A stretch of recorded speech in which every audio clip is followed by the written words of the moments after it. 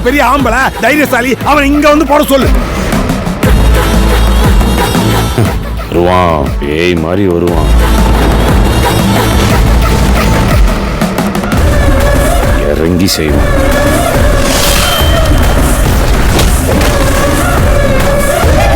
யாரா போட்டா?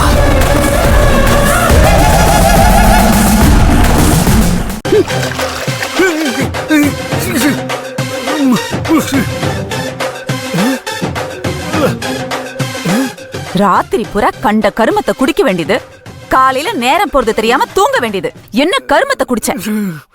நான் ஒண்ணு போதைக்காக குடிக்கல, ஒரு இன்வெஸ்டிகேஷனுக்காக குடிச்சேன். அப்படியே போட்டண்ணா, பெரிய சிபிஐ ஆபீசர் இன்வெஸ்டிகேஷன் பண்றியா? இன்வெஸ்டிகேஷன் எவன் கிட்ட எதை சொல்லி காசு கறக்கலாங்கிறதான உன் இன்வெஸ்டிகேஷன். இதுக்கு நீ மூக்கு முட்டை குடிச்சிட்டு திரியறல்ல. இங்க பார், இன்னொரு வாட்டி நீ குடிச்சிட்டு வீட்டுக்கு வந்த கேட்டுக்குள்ளேயே விட மாட்டேன், ஜாக்கிரதை. அவசரப்பட்டு வார்த்தையை விட்டுறாது. நான் குடிச்சேன்தான், இல்லன்னு சொல்ல. ஆனா குடிச்சிட்டு எந்த விஷயத்த கண்டுபிடிச்சேன்னு தெரிஞ்சுக்கிட்டா அதுக்கப்புறம் இந்த வீட்டுக்குள்ளார நான் வரணும்னா நான் குடிச்சிட்டு தான் வரணும், நீயே கெஞ்சுவ. அப்படி என்னத்த கண்டுபிடிச்சு கிழிச்ச? பெங்களூர் பேச்சு எடுத்தாலே இந்த கதிர் டென்ஷன் ஆகுறான்ல, அதுக்கு காரணம் என்னன்னு நான் கண்டுபிடிச்சேன். என்ன காரணம்? ஒரு 10,000 ரூபாய் கொடு, அப்பதான் நான் சொல்லுவேன். ஆமா, நான் செலவு பண்ணி கண்டுபிடிச்சத நீ சும்மா தெரிஞ்சுக்கலான்னு பார்த்தா வேலைக்கு ஆகுமா? 10,000 ரூபாய் கொடுத்தா அந்த ரகசியத்தை சொல்றேன், இல்லாட்டி அது என்னோட இருந்துட்டு போட்டோம். உன் மூஞ்சில தண்ணி ஊத்துன தப்புதான். இது கரெக்ட். சுடு தண்ணி ஊத்திருக்கணும். கதிர், கதிர், இப்ப இந்த கதிரை கூப்பிடுற? வரட்ட சொல்றேன். கதிர் இங்க வா.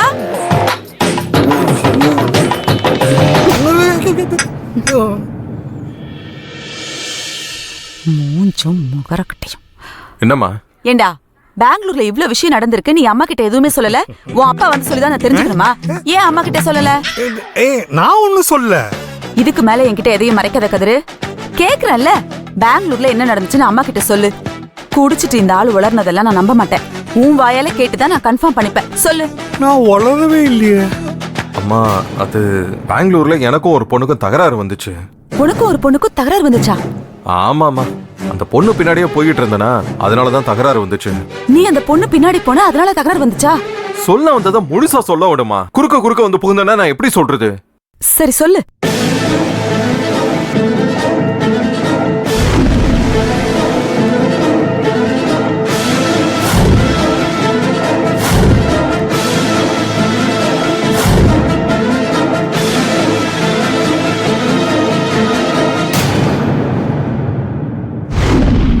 எந்த சிரிக்கி மகடா ஏன் புள்ளைய போலீஸ்ல புடிச்சு கொடுத்தது? அவ்வளவு தைரியமா அவளுக்கு? கிளம்புடா, இப்பவே பெங்களூர் கிளம்பு. அவளை காட்டு, அவ மூஞ்சி முகரையெல்லாம் அடிச்சு பேத்துறேன். விடுமா, நானே மறந்துட்டு நார்மல் ஆயிட்டேன். நீ எதுக்கு டென்ஷன் ஆகுற? அது எப்படி விட முடியும்? ஏன் புள்ளைய போலீஸ்ல புடிச்சு கொடுத்திருக்கா? நீ மறந்தாலும் நான் மறக்க மாட்டேன். என் கண்ணுல மாட்டாமலா போவா? கண்டிப்பா ஒரு நாள் என்கிட்ட சிக்குவான், அன்னைக்கு வச்சுக்கலாம் அவளை.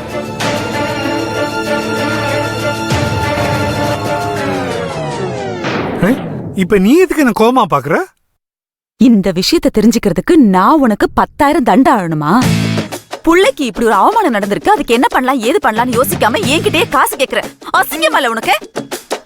நீ எல்லாம் ஒரு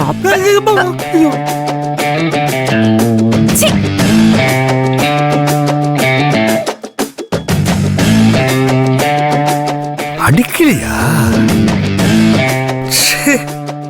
இப்படிதான் ரொம்ப அசிங்கப்படுற.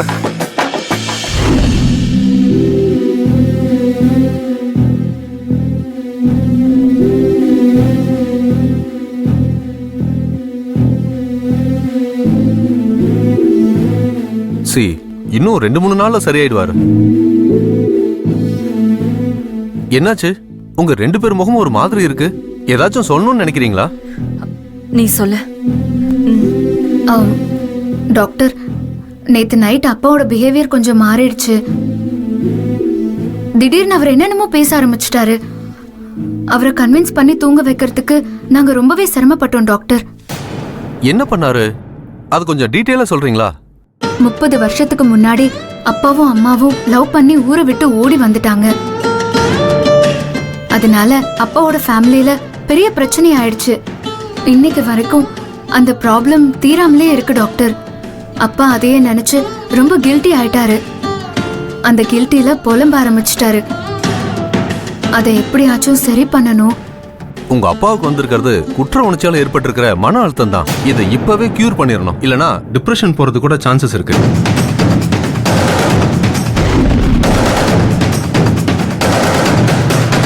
ஏதாச்சும் மாத்திரை மருந்து கொடுத்து சரி பண்ணலாம்ல டாக்டர்? உங்க பயம் எனக்கு புரியுது. உங்க ஹஸ்பண்டுக்கு வந்திருக்கிற பிரச்சனைய மருந்து மாத்திரை கொடுத்து குணப்படுத்துறதை விட இதுக்கு காரணமான பிரச்சனையை கண்டுபிடிச்சு அதை சரி பண்றதுதான் பெட்டர்னு எனக்கு தோணுது. அப்படின்னா மருந்து மாத்திரையெல்லாம் யூஸ் இல்லைன்னு சொல்றீங்களா? நான் அப்படிலாம் சொல்ல வரல, அதுவும் குணப்படுத்தும். ஆனா நான் சொன்னது வேற மாதிரியான ட்ரீட்மெண்ட். இந்த ட்ரீட்மெண்ட்டை நான் செய்ய முடியாது, நீங்க தான் செய்யணும். என்ன சொல்றீங்க டாக்டர்? நாங்க எப்படி அவருக்கு ட்ரீட்மெண்ட் பண்ண முடியும்? முடியும். இது ஒரு விதமான சென்டிமெண்ட் ட்ரீட்மெண்ட். இதை உங்களை மாதிரி ஃபேமிலி மெம்பர்ஸ் தான் செய்ய முடியும். டாக்டர், நாங்க என்ன செய்யணும்னு சொல்லுங்க. எங்க அப்பா குணமாகணுங்கிறதுக்காக அதை நாங்க கண்டிப்பா செய்வோம். ரொம்ப சிம்பிளான விஷயம்தான். உங்க அப்பாவோட பேரண்ட்ஸை காண்டாக்ட் பண்ணி அவங்களையும் உங்க அப்பாவையும் மீட் பண்ண வைக்கணும், அவ்வளவுதான்.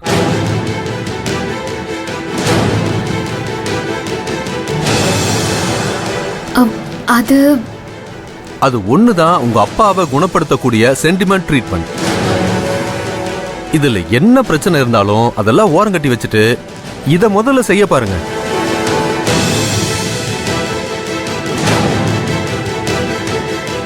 சரி டாக்டர், நாங்க பேசிட்டு சொல்றோம். சீக்கிரமா சொல்லுங்க.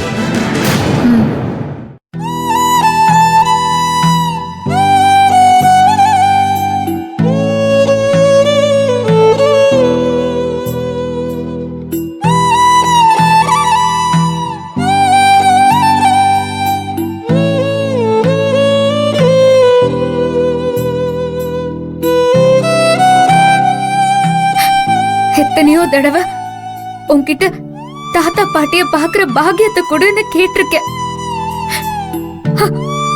அது இத்தனை காலம் வெறும் வேண்டுதலாவும் பிரார்த்தனையாவும் தான் இருந்துச்சு. டாக்டர் சொன்னதுல இருந்து என் தாத்தா பாட்டிய தேடி போறதா என் வாழ்க்கையோடைய லட்சியம் ஆயிடுச்சு. நான் முடிவு பண்ணிட்டேன். என் அப்பாவோட இந்த நிலைமைக்கு காரணம் அவரோட குற்ற உணர்ச்சி. கைராசி டாக்டர்னு பேர் எடுத்த என் அப்பா இப்போ இப்படி நிலைமை தவறி போயிட்டாரு. எல்லாரும் கஷ்டத்துல சொந்த பந்தங்களை தேடுவாங்க. ஆனா நான் என் சொந்த பந்தங்களை தேடுறது ஒரு பெரிய கஷ்டமா போச்சு. அவங்க யாரு என்னன்னு எனக்கு எதுவுமே தெரியாது.